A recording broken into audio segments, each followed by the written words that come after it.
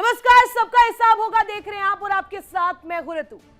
आज की बहस सिर्फ मिडिल ईस्ट की जंग पर हम नहीं करने वाले। आज की बहस है इसके भारत के अंदर दिख रहे असर को लेकर, भारत के अंदर उठ रही उस सोच को लेकर जो सवालों के घेरे में आ गई। ईरान में बम गिरते हैं और गूंज भारत की सड़कों पर सुनाई देता है। अमेरिका और इजराइल हमला करते हैं और विरोध भारत के शहरों में होता है। अब सवाल यह है कि आखिर ये क्यों हो रहा है? क्या ये सिर्फ इंसानियत है, ढोंग है, या फिर एक नैरेटिव गढ़ा जा रहा है? क्या ये दर्द है या दर्द के नाम पर एक तरफा कट्टरपंथ फैलाया जा रहा है? भारत के कुछ हिस्सों में ईद जैसे बड़े त्योहार को छोड़कर प्रदर्शन किए जाते हैं, नारे बाकायदे लगाए जाते हैं और सौहार्द बिगाड़ने की कोशिश की जाती है। लेकिन जब बात भारत के अंदर की आती है तब यही आवाज अक्सर धीमी पड़ जाती है, चुप सी हो जाती है, आती ही नहीं। क्या यह सिलेक्टिव प्रोपेगेंडा तो नहीं है? भारत में मिडिल ईस्ट का हवाला देते हुए मुसलमानों की सुरक्षा के नाम पर कट्टरपंथ फैलाया जा रहा है।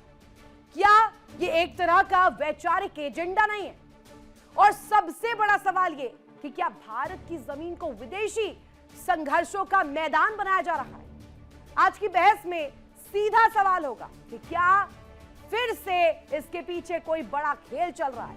एक रिपोर्ट आपको दिखाते हैं जो हमने तैयार की है, जिसमें किस तरीके से मिडिल ईस्ट के संग्राम का असर अब सीधे सीधे भारत में नजर आ रहा है। यहां कुछ कहा जाए तो जिहादी, कुछ कट्टरपंथी सोच के लोग यहां मुसलमानों को भड़काने में जुटे। देखिए,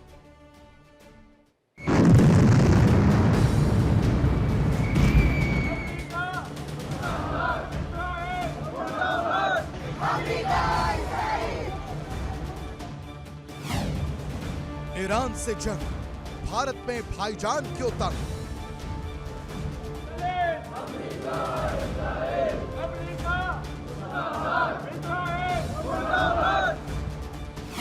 इजराइल के विरुद्ध मुस्लिमों का युद्ध।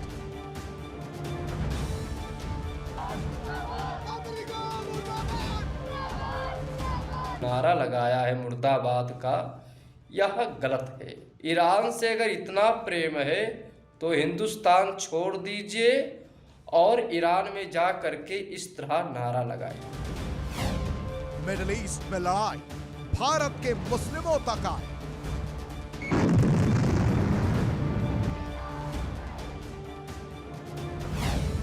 ईरान से युद्ध पर एक हुआ मुस्लिम भाईचारा।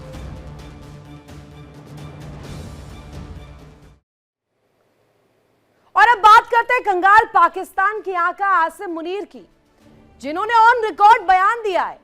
बयान में कहा है कि किस तरीके से जो लोग शिया समुदाय के लिए लगातार विरोध देश के भीतर कर रहे हैं वो ईरान चले जाए। लेकिन अब शिया समुदाय के लोग विरोध कर रहे हैं। शिया समुदाय के नेताओं ने इस विवाद के बाद कहा कि उनकी वफादारी पाकिस्तान और इस्लाम दोनों के प्रति है। यह भी याद दिलाया कि पाकिस्तान के निर्माण में शिया समुदाय का बेहद अहम योगदान है। देश के कई बड़े नेता और संसाधन इस समुदाय से जुड़े रहे हैं। आपको सुनवाते हैं किस तरीके से विरोध आसिम मुनीर का हो रहा है। आप मुझे बतलाएं, इन कुफार को फौजी अड्डे देना, बेसेस देना, जगह देना, ये दुरुस्त है? ये जंग पूरे ईस्ट की, पूरे उम्मत इस्लामी की और तमाम इस्लामी ममालिक की फ्यूचर की जंग है, मुस्तकबिल की जंग है। किसी को तकलीफ है तो ईरान चला जाए। अगर दिल आपका तड़पता है ईरान के लिए, तो हमारा इस्लाम के लिए, दीन के लिए, मजलूमों के दिल तड़पता है। जिसका दिल नेतन्याहू के लिए तड़पता है, डोनाल्ड ट्रंप के लिए, चला जाए अमेरिका और इसराइल चला जाए, जाए वहां उनके साथ रहे, जाके छोड़ दे पाकिस्तान को। अल्लाह से वादा करते हैं, हम मुसलमान, हमने जिन्होंने कुरान पढ़ा है इस महीने में, हम कुरान से हिदायत देते हुए ऐलान करते हैं कि हम यहूद और नसारा को राजी करने वालों पर अल्लाह की लानत भेजते। तो शिया स्कॉलर को आपने सुना किस तरीके से पाकिस्तान के भीतर ही दो अलग अलग फाड़ नजर आ रहे हैं। लेकिन अगर भारत की बात करें तो भारत में कुछ ऐसे जिहादी सोच के लोग हैं जो भारत के मुसलमानों को भड़का रहे हैं, आक्रोश पैदा कर रहे हैं। लेकिन आज इस खास कार्यक्रम का सवाल भी हम आपके सामने रख देते हैं, जो सीधे सीधे स्पष्ट रूप में कहा जा रहा है। मिडिल ईस्ट की स्थिति पर क्या कोई इसे प्रोपेगेंडा की तरह इस्तेमाल करना चाहता है? सवाल यह कि मिडिल ईस्ट में जंग तो भारत में भाईजान क्यों है तंग? भाईजान को गले से क्यों नहीं उतर रही है? और ये हवाई बातें जो करते हैं, जिन्हें इंसानियत अब याद आ रही है, उस दौरान कहां थे जब पहलगाम हुआ था? उस दौरान कहां थे जब 26/11 हुआ था? उस दौरान कहां थे जब दिल्ली में हमने तस्वीर देखी थी, जब दिल्ली पे अटैक हुआ था, जब दिल्ली में फिदाइन हमला हुआ था? उस दौरान कहां थे? क्यों नहीं आए सामने और सड़कों पर क्यों नहीं विरोध किया? इसी पर करेंगे बड़ी चर्चा। हमारे साथ खास मेहमान जुड़े हुए हैं, महंत रामदूत दास हिंदू धर्मगुरु, सौरभ गौड़ हमारे साथ कनेक्ट है हिंदू धर्मगुरु, और शेखर कुमार इस वक्त मेरे साथ जुड़े हुए हैं। कुछ और मेहमान हमारे साथ कनेक्ट हुए कुछ ही पलों में। पहला सवाल मेरा सौरभ गौड़ आप ही से रहेगा। हम देखते हैं ईरान में जंग है, इजराइल अमेरिका से है, वहां वो जंग चल रही है, बदस्तूर जारी है, रोज हमले हो रहे हैं, रोज मिसाइलें, रोज बम वर्षा हो रही है, लेकिन उसका असर यहां पर क्यों दिख रहा है? यहां पर इसे प्रोपेगेंडा के तौर पर क्यों चलाया जा रहा है? क्या ये एक कोशिश है विदेशी संघर्ष को भारत की सरजमी पर लाने की और मुसलमानों को भड़काने की? देखिए, सच बात तो ये है कि मुस्लिम समाज के लोग, इनके लिए राष्ट्रवाद जैसा कोई कंसेप्ट होता नहीं, राष्ट्रवाद जैसी कोई इनके अंदर बात नहीं होती। ये इनके लिए पहले इनका मजहब है, पहले इनका इस्लाम है। आज ईरान में कुछ हो रहा है, फलस्तीन में कुछ होता है, या कहीं दुनिया में इस्लाम के देशों में कुछ होता है, तो उसका असर भारत में दिखाई देता है। ये कोई पहली बार नहीं हो रहा और अंतिम बार नहीं हो रहा, पहले भी ऐसी कई घटनाएं हमारे सामने आई हैं।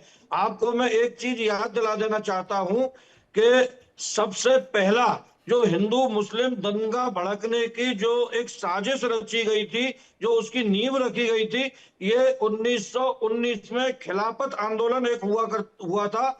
उस खिलाफत आंदोलन का कारण ये था कि कोई वहां पे तुर्की का खलीफा था, उस खलीफा को अपने पद से अंग्रेजों ने हटाने की कोशिश की, तो उसका विरोध जितना तुर्की में और मुस्लिम देशों में नहीं हुआ, उससे ज्यादा उस समय भी 1919 में भारत में हुआ। और तभी से भारत में हिंदू मुस्लिम दंगे की एक पृष्ठभूमि तैयार हुई। उससे पहले हिंदू मुस्लिम दंगे होते नहीं थे। और उस समय के तत्कालीन जो सूर्य प्रकाश मैथिल ने भी ज्वाइन कर लिया है और हमारे साथ हाजी नाजिम भी कनेक्ट हो गए, पीस पार्टी के प्रवक्ता। दोनों से एक एक करके सवाल लूंगी। पहले सूर्य प्रकाश मैथिल जी आप बताइएगा, हम देखते हैं मिडिल ईस्ट में तो चल रहा है बदस्तूर, जो चल रहा है संग्राम, संघर्ष, जंग जो कहिए उसे, लेकिन उसकी आंच भारत में क्यों?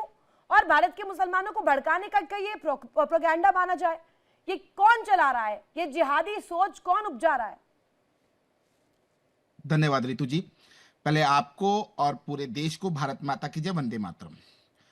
और रितु जी, मैं आपको एक बात स्पष्ट कर देना चाहता हूं कि ये जो विरोध है ना, ये सिलेक्टिव विरोध है। आप देखिए कि जब ईरान पे हमला हो रहा है तो यहां पर छातियां पीटी जा रही हैं, लेकिन जब ईरान सऊदी अरब पे हमला कर रहा है, कतर पे हमला कर रहा है और अन्य मुस्लिम देशों पे हमला कर रहा है, तब क्यों नहीं छातियां पीटी जा रही? ये क्या मजाक है? दूसरी चीज, हम छोड़ देते हैं मुस्लिम की लड़ाई, हम इस पे बात करते हैं कि जब चीन के अंदर मुसलमानों के संग अत्याचार होता है, चीन में मस्जिदों के ऊपर ताले डाल दिए जाते हैं, चीन के अंदर मस्जिदों को बंद कर दिया जाता है, तब यहाँ के सो कॉल्ड लिबरल जो नौटंकीबाज हैं, उनके मुंह से आवाज नहीं निकलती, मुंह में फेविकोल जम जाता है। तो मतलब हिंदुस्तान में रह के आपको सिलेक्टिव विरोध करना, ये कहां की समझदारी है? अगर आपने विरोध करना है तो पूरे विश्व में कीजिए ना। शेखर कुमार, क्यों नहीं उन चीन के अंदर जो मुस्लिम है, उइगर मुसलमान, उनके ऊपर जब अत्याचार होता है, उनकी मस्जिदें तोड़ दी जाती हैं, वहां पर टॉयलेट बना, शेखर जी अनम्यूट कीजिए, अनम्यूट कीजिए, अनम्यूट कीजिए। हाँ, तब क्यों नहीं आवाज? जी रितु जी, मेरी आवाज आ रही है आपको? बाबुलन बोलिए। जी, मेरा ये कहना है कि ये जो एक बेतुका युद्ध डोनाल्ड ट्रंप जैसे एक पागल आदमी ने शुरू किया, जो कि ये कहता है मेरे प्रधानमंत्री को कि मैं इसका पॉलिटिकल करियर तबाह कर सकता हूं, जो ये कहता है कि सीज फायर मैंने कराया, 70 बार ये कहता है, और एक बेतुका हमला जब वो करता है ईरान पे, तो ये पूरे विश्व के लिए खतरा है, क्योंकि इंटरनेशनल लॉज का जिस तरीके से वायलेशन हुआ। तो मेरा ये कहना है, इस टाइम हर व्यक्ति को, आज अमेरिका में आप देखें, अमेरिका में भी विरोध हो रहा है डोनाल्ड ट्रंप का, वो मुसलमान नहीं करे, वो अमेरिकन करे। इजराइल में भी विरोध हो रहा है, दूसरी बात, एक मिनट मेरी बात पूरी हो जाने दीजिए। आज की डेट में Spain, Switzerland, Brazil, UK, Germany, इन सब देशों ने, जो कि मुस्लिम कंट्रीज नहीं है, इन्होंने भी बिल्कुल कड़े शब्दों में इसकी निंदा करी है। जो कुछ दबाव में भी अगर आए हैं अमेरिका के, तो वो बहुत ही संयमित होकर चल रहे हैं। और श्रीलंका जैसा देश, उसने, श्रीलंकन प्रेसिडेंट ने अपने पार्लियामेंट में कहा कि 2 यूएस के वॉर प्लेन्स को हमने अपने यहाँ लैंडिंग से मना कर दिया, ठीक है, सूर्य प्रकाश क्योंकि हम इस युद्ध का पार्ट नहीं है। तो मेरा यह कहना है कि आज जब डोनाल्ड ट्रंप एक दादागिरी कर रहा है, वो इजराइल की लड़ाई ईरान से लड़ रहा है बिना बात, और आज हमारे देश में उसकी वजह से अगर संकट आया, एलपीजी संकट आया है, इंटरनेट का संकट आ सकता है, पेट्रोल का संकट आ सकता है, इन्फ्लेशन बढ़ेगा, मुसलमानों के नाम पर छाती क्यों पीट रहे हैं? सवाल तो यही है ना शेखर कुमार, मुसलमान शिया समुदाय इसके नाम पर क्यों छाती पीट रहे हैं? देखिए, अगर जो छाती नहीं पीट रहा है, हाँ, वो भारत के इंटरेस्ट में नहीं है, उसको विदेश नीति नहीं। शेखर भाई, आप मेरी भी बात सुन लीजिए। वही लोग हैं जिनको अगर गुड़ मिल जाए तो गोबर के साथ मिला के खा लेते हैं, तो इनको विदेश नीति का ज्ञान नहीं है। और हमारे प्रधानमंत्री ने कहा है कि ईरान के साथ भारत का संबंध इतिहास से भी ज्यादा पुराना है। मना कर देंगे इस बात को, मना कर देंगे प्रधानमंत्री को झूठा। धन्यवाद शेखर भाई, अब सुन लीजिए ना, मैंने बहुत देर सुना आपको, अब शांति से सुनिएगा। सबसे पहला इन्होंने बोला कि एक अमेरिकन राष्ट्रपति अपनी एक स्टेटमेंट देता है कि वो नरेंद्र मोदी जी का पॉलिटिकल कैरियर खराब कर देगा। अब उसकी स्टेटमेंट को लेके ये सारे सो कॉल्ड लिबरल खड़े हो जाते हैं कि देखो जी उसने ये बोल दिया। वो स्टेटमेंट अब मुझे समझ में एक बात नहीं आती। अरे सुनिए ना शेखर भाई, सुन तो लीजिए। प्रधानमंत्री, अरे माशाअल्लाह सुनिए ना जनाब, सुन तो लीजिए। अब मुझे लगता है शेखर भाई की शादी भी हो चुकी होगी। हमारी भाभी जो है बहुत अच्छे से घर को जो है चलाती भी होंगी, इनके बच्चे भी होंगे। यदि कोई सामने वाला खड़े होके ये बोल दे शेखर भाई की शादी में बर्बाद कर दूंगा, सुनिए ना, आप बीच में मत बोलिए, ये बौखलाहट मत कीजिए, बौखलाहट मत कीजिए, सुन लीजिए पहले। अब नाम लेंगे उनका, अब बौखलाहट मत कीजिए, सुनिए पहले। अब आप सुना कीजिए पहले, बीच में मत बोला कीजिए। नाम लिया मैंने आपके बीच में बोला क्या? मैंने आपके बीच में बोला? कौन सी भाभी का नाम लिया? आप जसोदा बहन जो मां समान है। अरे सुनिए, आप ऐसे बुलवा लीजिए इनसे ही, मैं हट जाता हूँ डिबेट आप से। कौन सी भाभी की बात करें, ये बताइए ना। मानसिक विकलांग व्यक्ति सुन के राजी नहीं है, बीच में बोला जा रहा है। अरे देखो, अपनी हालत देखो, दवाई खाओ, सुना करो, दवाई खाओ यार, किसी अच्छे मानसिक चिकित्सालय में जाओ। अपने मुंह का वर्बल देश के प्रधानमंत्री को भी कुछ नहीं मान लो, जसोदा बहन जी के बारे में कुछ कह रहे हो। अरे यार, बड़े निर्लज व्यक्ति हो, बीच में क्या बोलते हो? कोई बहुत तीसरा आदमी आके ये कहे कि शेखर कुमार की शादी नहीं हुई है, उसकी बीवी से मैं प्रूफ रख देता हूं, तो क्या शेखर कुमार उसके पीछे पीछे घूमेगा? कोई तीसरा व्यक्ति क्या कहता है हमारे बारे में, हमें क्या लेना देना? हमारे प्रधानमंत्री जी के राजनीतिक कैरियर देश के 140 करोड़ भारतवासियों ने तय किया है, और 140 करोड़ भारतवासी प्रधानमंत्री जी के साथ खड़े हैं। तो कोई तीसरा व्यक्ति आके कुछ भी बोलता है, उससे क्या फर्क पड़ता है? अब दूसरी चीज, ईरान के साथ भारत के जो संबंध है वो सर्वविदित है। अभी भी ईरान के लिए भारत ने एक मेडिसिन का जहाज भेजा है, और उस मेडिसिन के जहाज में ईरान के लिए सहायता राशि भेजी है। तो ये दिखाता है कि हम ईरान के साथ खड़े हैं। आज का जो राजनीतिक परिदृश्य है विश्व पटल का, वो बैलेंसिंग करने का काम कोई कर सकता है तो भारत कर सकता है। इजराइल से भी संबंध है, अमेरिका से भी संबंध है, ईरान से भी संबंध है, और यहां तक कि अरब देशों के भी संबंध है जहां पर कि ईरान हमला कर रहा है। तो इसे कहते हैं विश्व गुरु, सबके साथ उनकी बातचीत है। और एक बात मैं कहना चाहता हूं, ईरान ने भारत के जहाजों को जो जगह दी है, भारत के जहाजों को जो रास्ता दिया है, यह बताता है कि भारत का कद कितना ऊंचा है। बात फिर वही आ जाती है जहां से डिबेट शुरू हुई।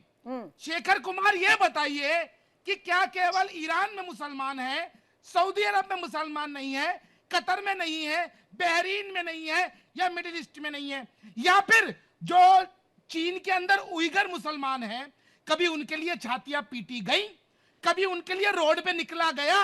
अफगानिस्तान में मुसलमान है, क्या उनके लिए छातियां पीटी गई? केवल और केवल ईरान के विषय में नौटंकी कर कर तुम ये रंगे हुए सियार क्यों बनते हो, ये बताओ बस। अब आप जवाब सुनिएगा। आप जो किसी धर्मपत्नी का जो अभी एक उदाहरण दे रहे थे, अगर आप मेरे बारे में कह रहे थे, मेरी धर्मपत्नी का देहांत हुए 2 वर्ष हो गए, ठीक है जी, व्यक्तिगत ना हुआ करिए टीवी डिबेट में। दूसरी बात कि जो आप बात कह रहे थे कि यहाँ के मुसलमान, वहां के मुसलमान, अभी तो तालिबान के मंत्री आए, तालिबान के मंत्री को यहाँ पर इतना सम्मान मिला और महिला रिपोर्टर्स को वहां जाने से रोक दिया गया। ये तो वो देश है। आज ये धर्म की लड़ाई नहीं है, आज अमेरिकन गुंडागर्दी की लड़ाई है। और जब अमेरिका, ब्राजील, स्पेन, स्विट्जरलैंड करते हो, 5 शादी कर रखी है। अब मैं बोलूं, अब चुप रहिए। नहीं कर रखी है 5 मेरा शादी। ये कहना है, जब सारे देश धर्म को अलग हटाकर विदेश नीति को देखते हुए समझदारी से काम करें, अमेरिका की गुंडागर्दी खत्म होनी चाहिए। अरे अगर भाभी जी पूरी हो गई तो दोबारा शादी अगर की नहीं आप की? यहाँ धार्मिक वो लेकर आ रहे कि यहाँ का मुसलमान, वहां का मुसलमान, अरे सऊदी देश जो अमेरिका को सपोर्ट करे, उसकी गुंडागर्दी को किसी भी दबाव में अगर सपोर्ट करे, तो ईरान ने आज जो चीन के अंदर उइगर मुसलमान, ठीक है ठीक है ठीक है, ये तो लड़ाई बहुत लंबी है और यही तो पूछा भी जा रहा है, सिलेक्टिव अप्रोच क्यों है? फिर बहरीन, कतर, कुवैत, वो मुसलमान नहीं है क्या? वो कहां से आ रहे हैं? वो कौन से धर्म के हैं? और मुसलमानों को लेकर अगर छाती पीटी जा रही है तो उनके लिए भी इक्वली पीटिए, उनके लिए भी कहिए। और हाजी नाजिम से मेरा सवाल है, हाजी नाजिम ये बताइएगा, पहलगाम के वक्त जब धर्म पूछकर मारा गया, उस दौरान कितने मुसलमान निकले थे और कितनी मस्जिदों में काले झंडे लगाए गए? संख्या बता दीजिएगा मुझे बस। हाँ रितु जी, मेरी आवाज आप तक आ रही है? बिल्कुल आ रही है, बोलिए। हाँ रितु जी, देखिए जब आपने पहलगांव की घटना का जिक्र करा, तो पहलगांव की घटना जो घटी भारत के अंदर, बड़ी दुखदायी घटना थी। हाजी नाजिम खान को बड़ा दुख था, 140 करोड़ की आबादी को, भारतीय जो आबादी थी, पूरा दुख था। तभी कभी भारत सरकार के साथ 140 करोड़ की आबादी ने कहा कि पाकिस्तान से हमारे अपने 26 भारतीयों का बदला लीजिए। 140 करोड़ की आबादी, सभी ने खुलकर विरोध करा। लेकिन अगर आप ये कहना चाहते हैं कितने मस्जिदों से कहा, कौन सी मस्जिद में काला झंडा लगाया गया, विरोध किया गया, सड़कों पर आया गया? नहीं, मुझे बताइए ना। अरे रितु जी, आप सुनना ही नहीं चाहते। मैं सुनना चाहती हूँ लेकिन आप बोल ही नहीं रहे हैं, आप इधर उधर ले जा रहे हैं। मुझे बता दीजिए, बस आंकड़ा दे दीजिए और जगह बता दीजिए। रामदूत जी हमारे साथ कनेक्ट है, रामदूत जी जवाब दीजिएगा इनको। रितु जी, ये तो बात नहीं हुई, आपने सवाल करा मुझे। पूछिए ना, बताइए प्लीज बताइए। सुनना ही नहीं चाहते। समय दिया है, अरे पूरा समय दिया है, बोलिए। कितना समय आपने मुझे दिया? यानी 10 सेकंड में मेरा समय पूरा हो जाएगा रितु जी क्या? अरे आप इधर उधर ले जा रहे हैं डिस्कशन को। नंबर बता दीजिए। अच्छा नंबर बता दीजिए। अच्छा नंबर, कितने लोग निकले, कितने मौलवी निकले? सुन लीजिए, हाँ 140 करोड़ की आबादी में भारत के 40 करोड़ मुसलमानों ने खुलकर विरोध करा। कहाँ भारत के अंदर, इसी भारत के अंदर। आप भारत में नहीं रहते? अरे आपको मैं भारत का पता कहाँ नहीं है? रहती हूँ, छोड़ दीजिए आप मेरे पर। आप मुझे पता है आप आएंगे होस्ट पर, कोई दिक्कत नहीं है। ये आपका एक सोचा समझा स्ट्रेटेजिक अप्रोच रहता है, मुझे पता है, और मैं आज आपको वो खेलने नहीं दूंगी। आप मुझे बताइए कहां पर विरोध हुआ, कहां पर? जगह बताइए, घटना को अंजाम दिया। जगह कौन सी मस्जिद, कहां काला झंडा लगा? अरे सुन तो लीजिए, आप बड़ी विचलित हो जाती है, सुनते नहीं है तो बड़ी विचलित हो जाती है। भाई दिल्ली के अंदर नाजिम खान से हमें थोड़ा मौका दीजिएगा। दिल्ली के अंदर रहता हूँ, आप भी दिल्ली में रहती है, तो दिल्ली के अंदर मस्जिदों में, बहुत सारी मस्जिदों में, जंतर मंतर पर देख लीजिए, उत्तर प्रदेश के अंदर देख लीजिए, महाराष्ट्र में देख लीजिए, पूरे भारत के अंदर विरोध हुआ था उस बात को लेकर। मुझे मोटा मोटी नहीं चाहिए, मुझे नंबर और आंकड़ा बताइए। कौन सी मस्जिद, कहाँ मस्जिद? मुझे नंबर बताइए और जगह बताइए। आप सरकार, अरे सरकार से आंकड़े लीजिए। रामदूत दास, अरे तो आप यहाँ पर पैरोकारी क्यों कर रहे हैं? सरकार से जब आंकड़े लेने तो आप क्यों पैरोकारी कर रहे हैं? रामदूत दास जी प्लीज। करेंगे तो मैं तो पैरोकारी अपनी मस्जिद। अरे नाजिम खान साहब सुन लीजिए, रामदूत दास, नाजिम खान साहब सुन लीजिए। नाजिम खान साहब, एक सामान्य सी भाषा में आपसे प्रश्न करूंगा कि मुखौटों में चेहरे छुपाओगे कब तक, बेतर्क बातें सुनाओगे कब तक, कभी तो वतन से कर लो मोहब्बत, गैरों से रिश्ता निभाओगे कब तक? अरे सुन तो लीजिए रितु जी, रितु जी, अरे शांत हो जाइए please please please please please. Nazim Khan साहब, आप सुन लीजिए ना 2 मिनट। करते हैं तो ऐसा तो नहीं, ईरान के अंदर मंदिर भी है। ईरान तो अपने हिंदू भाइयों को वहां पे पूजा की बात करते हैं, लेकिन इजराइल के अंदर तो एक भी मंदिर नहीं है। लेकिन फिर भी आप लोग इजराइल की बात मानेंगे? चलिए बोल लीजिए, मैं थोड़ा वेट कर लूंगा। इजराइल तो मूर्ति पूजा करने वालों का बिल्कुल खिलाफ है। वो नहीं चाहता कि जो मूर्ति पूजा वाले हैं उनसे बात करें। इजराइल की ये धारणा, और ये दूसरे लोगों को भी बोलने का मौका दीजिए ना, आप आए नहीं अनइंटरप्टेड बोलने के लिए यहाँ पर। रामदूत जी प्लीज। देखिए नाजिम खान साहब, ये विक्टिम कार्ड जो है वो कहीं और। अब आप वास्तविकता से परिचित होइए। यहाँ भारत का मुसलमान भारत माता की जय नहीं बोल सकता क्योंकि कुरान इजाजत नहीं देती, लेकिन जय फिलिस्तीन, ईरान के लिए प्यार उमड़ सकता है यहाँ के मुसलमान का। यहाँ का मुसलमान पहलगांव हमले पे खुल के नहीं बोल सकता। यहाँ का मुसलमान बांग्लादेश में मर रहे हिंदुओं के लिए नहीं बोल सकता, लेकिन ईरान और फिलिस्तीन के लिए दर्द उभर सकता है। आप भारत में रह रहे हैं, आप भारत के साथ हैं या ईरान के साथ हैं? आप किसके साथ मोहब्बत करते हैं? और आपकी कुरान कहती है कि जिस मुल्क में आप रह रहे हैं उससे अहले वतन से तो मोहब्बत कर लो, ये कुरान कहती है। आप कौन सी जाहिलियत की बातें करते हैं? जब आपसे पूछा जाता है, एक मस्जिद से आपके नहीं बोला गया, एक मुसलमान के द्वारा खेद प्रकट नहीं किया गया कि जो पहलगाम में हुआ। बांग्लादेश में आपके मौलाना साजिद रशीदी कह रहे हैं कि भारत का मुसलमान ईरान के साथ है। आपके मौलाना लोग ऐसा बयान, पाकिस्तानी लोगों से मोहब्बत करने वाले लोग हैं, आप अफगानिस्तान वाले लोगों से। अरे तो पाकिस्तानी भी तो वही कह रहे हैं। हाजी नाजिम, आप अपडेट नहीं लेकर आए हैं, लग रहा है पढ़कर नहीं आए आज। आसिम मुनीर ने क्या कहा?